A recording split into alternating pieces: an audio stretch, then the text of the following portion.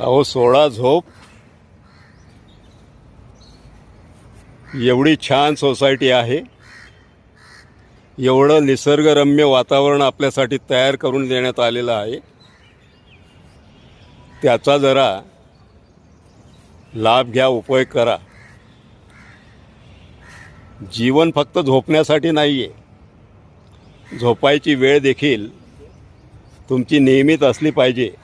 ठीक आहे, कामाच्या निमित्ताने काहींना जमत नसेल, पण कमीत कमी दिवसातून एकदा तरी या वातावरणाचा आस्वाद घेण्यासाठी खाली यायला हवं. या वातावरणामध्ये एवढी ताकद आहे की तुमचे अणुरेणूमधील संजीवनी, नवसंजीवनी ते परत तुम्हाला प्राप्त करून देऊ शकते. आणि या ठिकाणी सर्व मिळतं. आता हे बघा, हे किती आनंदाने चाललेलं आहे बघा.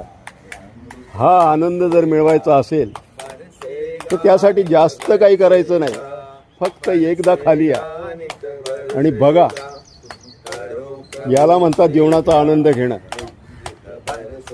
आळस म्हणजे तुमच्या जीवनातील